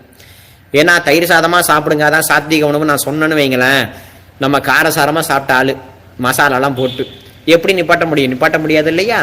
ஆனாலும் கடமை சொல்லணும் இல்லையா? அதெல்லாம் அடுத்தடுத்த பதிவுகள்ல நம்ம நிறைய விஷயங்களை நம்ம குருநாதர் இந்த ஜீவனை உயிரோடு இருக்கிற வரைக்கும் நிறைய விஷயங்களை சுவாமி கொடுக்க வைப்பார். நான் கொடுக்குறேங்கிறது இல்லை, கொடுக்க வைப்பார், அவருடைய இச்சை. சரிங்களா? அதனால இது வரைக்கும் சொன்ன விஷயங்களை எல்லாவற்றையும் நீங்க எல்லாரும் புரிஞ்சு கொண்டு அறிந்து கொண்டு உங்களுடைய வாழ்க்கையை வாழணும். எல்லா உயிர்களுக்கும் இன்புற்று வாழ்க. எல்லா ஜீவராசிகளுக்குள்ளேயும் சத்குருநாதரையே கண்டு, நமக்குள்ளேயும் அவரையும் கண்டு, பிற ஜீவராசிகளுக்குள்ளேயும் கண்டு, உலகமே சாய்நாதருடைய மயம், உலகமே குருநாதருடைய மயம். சரிங்களா? இல்லை ஒரு டிவோட்டி கேட்குறார், சாய்ராம் பாபா கிட்ட சர்வசிய சரணாகதி எப்படி பண்ணணும் அப்படின்றது கேட்டிருக்கார். இதை பற்றி நம்ம இன்னொரு வீடியோ பேசுவோம். சரணாகதினா என்ன அப்படின்றத நம்ம இன்னொரு வீடியோ பேசுவோம். அது எப்பன்னு எனக்கு தெரியாது, சொல்ல முடியாது, அது அடுத்ததாக கூட இருக்கலாம், சரணாகதி அப்படின்னு கூட இருக்கலாம். சுவாமியுடைய கிருபை எல்லோருடைய மனதிலையும் இருக்கட்டும். ரொம்ப நன்றிகள். இது வரைக்கும் இந்த லைவ்ல கலந்து கொண்டு நீங்க பயனடைஞ்சிருப்பீங்கிற ஒரு எனக்கு திருப்தியா இருக்கு, என் மனசுக்கு இப்ப நிறைவா இருக்கு. சில லைவ்லாம் எடுக்கும்போது எனக்கு கொஞ்சம் ஒரு மாதிரி இருக்கும், நம்ம பேசுனது சரியா இருக்கா இல்லையான்னு கூட ஒரு எண்ணங்கள் வரும். ஆனா அதுக்கப்புறம் அது காணா போயிடும். இன்னைக்கு நான் திருப்தியா பேசியிருக்கேன், சந்தோஷமா பேசியிருக்கேன், யாரையும் காயப்படுத்தும்படியாகவும் பேசல. சந்தோஷமா மனசுல என்ன குருநாதர்லாம் கொடுத்தாரோ அது எல்லாத்தையும் தெளிவா வெளிப்படையாவே அடியன் கிளியரா சொல்லிட்டேன். எல்லாருக்கும் நன்றி. இன்னைக்கு சனிக்கிழமை, ரொம்ப நல்ல நாள். மறந்துட்டேங்க, ரொம்ப முக்கியமான விஷயத்த நான் மறந்துட்டேன் பார்த்தீங்களா? அச்சச்சோ ராமா. இன்னைக்கு எப்பேற்பட்ட நாள் தெரியுங்களா? சத்ரபதி சிவாஜி தெரியுமா உங்க எல்லாருக்கும்? மராட்டிய மன்னன் சத்ரபதி சிவாஜி இப்போ கூட ஹிந்தி படம் ஒன்று வந்திருக்கு, அவருடைய தம்பி சாவா, அப்படிப்பட்ட ஒரு படம். சத்ரபதி சிவாஜியினுடைய குரு சமர்த்த ராமதாசருடைய சமாதி நாள் இன்னைக்கு. சத்ரபதி சிவாஜி மகாராஜாவுடைய குரு சமர்த்த ராமதாசர், சஜ்ஜன் காடுன்னு ஒரு மலை, சதாரா பக்கத்துல, அடியன் அங்க போயிருக்க, அவருடைய சமாதிக்கு அடியன் போயிட்டு வந்திருக்க. ரொம்ப அற்புதமான இடம். இன்னைக்கு அப்பேற்பட்ட உயர்ந்ததான தினம், அப்பேற்பட்ட உயர்ந்த குரு, அந்த குரு மட்டும் இல்லைன்னு வைங்களேன், சத்ரபதி சிவாஜியே கிடையாது. சத்ரபதி சிவாஜியே கிடையாது. இந்த பாரத தேசம் முழுக்க அழிஞ்சு போயிருக்கும், கோவில்கள் எல்லாம் சின்ன பின்னமா போயிருக்கும். இன்னைக்கு இந்த பாரத பூமி நல்லா இருக்குன்னா சத்ரபதி சிவாஜி அதுக்கு ஒரு காரணம். சத்ரபதி சிவாஜி காரணம். அதை காட்டிலும் அவருடைய குரு, அவருடைய கிருப்பை, புரியுதுங்களா? அந்த குருநாதருடைய ஒரு கிருப்பை, அது ரொம்ப முக்கியமானது. குரு கிருப்பை இல்லாம அவரால் ஜெயிச்சிருக்க முடியாது. குருநாதருடைய கிருப்பை இருந்ததுனால தான் இன்னைக்கு சமர்த்த ராமதாசருடைய பரமசீடன் சத்ரபதி சிவாஜி மகாராஜாவுடைய பேரும் புகழும் இந்த தேசம் முழுக்க நிலைத்து நிற்கிறது. புரியுதுங்களா? அதனால சமர்த்த ராமதாசருடைய புண்ணிய திதி அதுவுமா நம்ம இன்னைக்கு இந்த டாபிக் எடுத்து பேசியிருக்கோம். ஏன்னா அவர் வாழ்ந்த காலத்துல அவுரங்கசீப்னு ஒரு ராஜா, பெரிய ராஜா, லட்சக்கணக்கான ஆளு. ஆனா சமர்த்த ராமதாசர் கிட்ட இருந்த ஆள் 8000-9000 பேர் தான். சமர்த்த ராமதாசர் குருநாதருடைய கிருப்பையினாலையும் துல்ஜாப்பூர் பவானி அந்த அம்பாள் கொடுத்த வாளினாலையும் இந்த தேசத்தை வெற்றி கொண்டு இந்துஸ்தான நிலைநாட்டிய உயர்ந்ததான ராஜா. அந்த காலத்துல மாடுன்னு சொல்லக்கூடிய கோ மாமிசம் சாப்பிட்றது அதிகமா இருந்துச்சான். சமர்த்த ராமதாசர் வாழ்ற காலத்துல முகமதியர்கள் அதிகமா சாப்பிடுவாங்களாம். அது எல்லாவற்றையும் தடுத்து நிப்பாட்டி அகிம்சைய இந்த உலகத்துக்கு கொடுத்து ரொம்ப பவித்திரமான ஒரு விசேஷங்களை கொடுத்த மகான் சமர்த்த ராமதாசர். சரிங்களா? அதனால ரொம்ப முக்கியமான நன்னாள். நம்ம சாய்நாதர் கூட அந்த மெட்ராஸ் வாலா, சென்னை பஜனை சங்கத்தில் இருக்கக்கூடிய ஒரு பெரிய ஆளுக்கு நம்ம பாபா சமர்த்த ராமதாசரா தரிசனம் கொடுத்த லீல நம்மளுடைய சாயி சச்சரிதத்துல இருக்கு, ஆதாரபூர்வமா இருக்கு, நம்ம எல்லாம் படிச்சிருப்போம்.